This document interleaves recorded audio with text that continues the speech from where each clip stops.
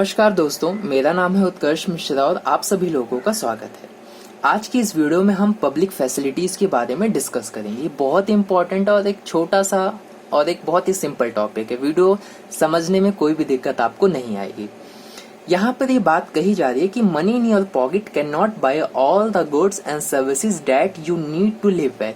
यानी आपके जेब में जो रखा हुआ पैसा है वो हर एक चीज को नहीं खरीद सकता जिससे आपकी लाइफ अच्छी हो। यानी हर वो गुड्स और सर्विसेज को नहीं खरीद सकता जिससे कि आपकी लाइफ अच्छी हो जाए। तो आप लोग कहोगे सर कि ऐसा ये तो पॉसिबल ही नहीं हो सकता कि हाँ, पैसा तो हर एक चीज को खरीद सकता है, अच्छी गुड्स को खरीद सकता है, अच्छी सर्विसेज को खरीद सकता है। ये बात तो थोड़ी फेक सी है। लेकिन अगर इसका मैं आपको एग्जांपल दूं, अगर इसके कॉन्ट्रास्ट में कुछ चीजें आपको बताऊं, जैसे कि क्या आप पैसों से पोल्यूशन फ्री इन्वायरमेंट खरीद सकते हो? क्या आप पैसे देकर ये क्रिएट कर सकते हो या ऐसी चीजें बस कह सकते हो कि जिस लोकेलिटी में मैं रहता हूँ वहां पे पोल्यूटेड एयर ना आए? क्या आप ऐसा कर सकते हो? मुश्किल है, क्योंकि आप एयर को कैसे रोकोगे? वो तो एक जगह से दूसरी जगह फ्लो होती रहेगी। दूसरी चीज, अनअडल्टरेटेड मेडिसिन यानी मिलावटी वाली जो दवाएं हैं, क्या आप उनको बनने से रोक पाओगे पैसे देकर? नहीं पॉसिबल है। आप क्या पैसों से सोसाइटी के अंदर रिस्पेक्ट अर्न कर सकते हो? नहीं।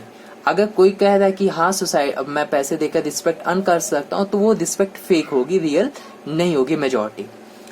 डिसीज फ्री, आप क्या अपनी लाइफ को डिसीज फ्री बना सकते हो पैसों से? यानी हम क्या कर सकते हैं कि पैसा देकर, क्या मैं पैसा दे दूं किसी को करोड़ों रुपए और कह दूं कि अब मेरे को मेरी लाइफ के अंदर बीमारी ना आए? क्या ऐसा पॉसिबल है पैसों से?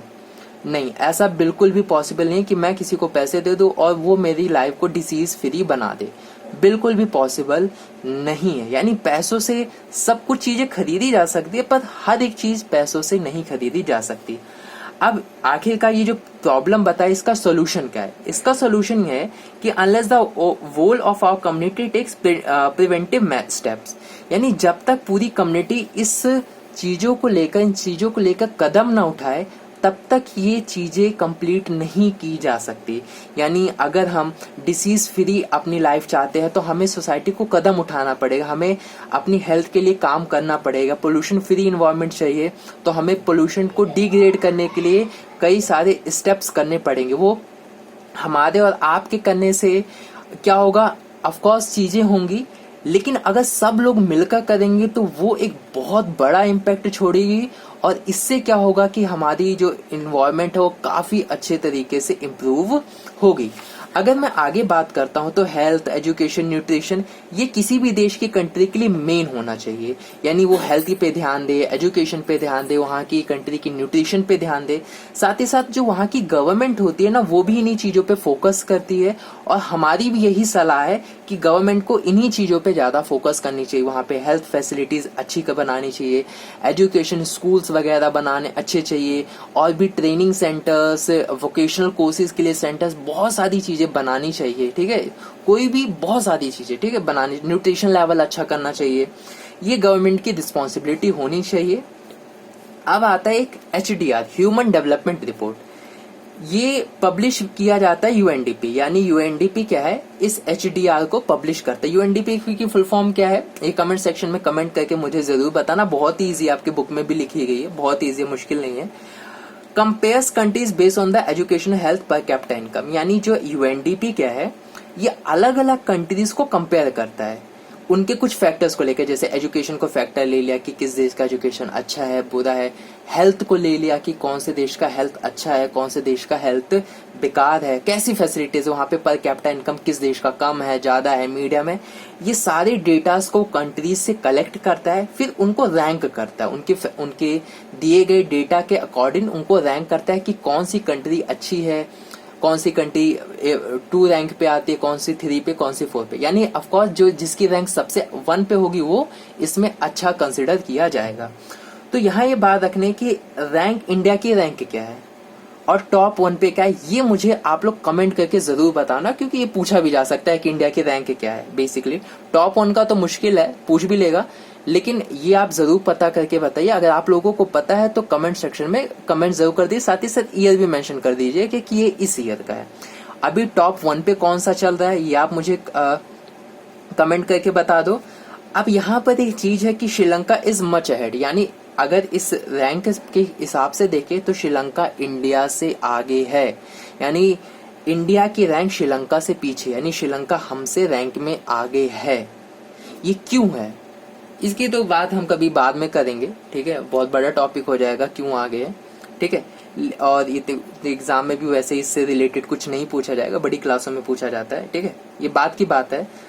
अब सस्टेनेबल डेवलपमेंट क्या होता है, एक टॉपिक दिया गया है, इसको बहुत ही इजी टॉपिक है। सस्टेनेबल डेवलपमेंट क्या होता है, बेसिकली डेवलपमेंट इस बेस पे करना कि नेचर को कम से कम हार्श करना, नेचर को कम पोल्यूट करके, नेचर को कम यूज करके उससे ज्यादा रिसोर्सेज को ले ऑब्जर्व करना, ठीक है, उससे ज्यादा आउटपुट निकालना। दूसरी चीज सस्टेनेबल डेवलपमेंट का मतलब ये भी होता है कि जो रिसोर्सेज है उनका इस तरीके से यूज करना कि आप भी यूज कर लो और आने वाली जो जनरेशंस है उनके लिए भी आप बचाकर रख पाओ। ये दो फैक्टर से सस्टेनेबल डेवलपमेंट डिफाइन होता है। जैसे कि मैंने बताया कि हमें रिसोर्सेज को सही तरीके से यूज करना है, और जैसे पेट्रोल है उसका इस तरीके से यूज करना है कि हम भी यूज कर ले और जो हमारी अपकमिंग जनरेशन है वो भी पेट्रोल का यूज कर पाए। ऐसा ना हो कि वो लोग कहें कि पेट्रोल भी नाम की कोई भी चीज होती थी क्या, ऐसा ना हो। दूसरी चीज क्या है कि इन्वायरमेंट को हमें नुकसान कम पहुंचाना और उससे फायदा हमें ज्यादा लेना है, यानी ऐसे टेक्नोलॉजी ऐसे टेक्निक्स का यूज करना है कि हमारा इन्वायरमेंट का नुकसान कम हो और उससे हम यूटिलाइजेशन जो है वो बहुत ही अच्छे से हम ले पाए। इस तरीके की चीजें करना होता है सस्टेनेबल डेवलपमेंट का मतलब। उम्मीद करता हूँ वीडियो अच्छी लगी होगी। कमेंट सेक्शन के अंदर वीडियो कैसी लगी है बता सकते हो मुझे। डिस्क्रिप्शन बॉक्स या कमेंट सेक्शन के अंदर आपको नोट्स मिलेगा, एमसीक्यू मिलेगा, आप उनको जाके जरूर चेक करिए। और इसकी वीडियो की प्लेलिस्ट भी चेक कर लीजिए, वहां पे आपको एमसीक्यू मिल जाएगा, डिस्क्रिप्शन बॉक्स में नोट्स है। तो कंप्लीट मटेरियल आपको मिलने वाला है, ठीक है, आपको कोई भी प्रिपरेशन में दिक्कत तो नहीं होगी इससे।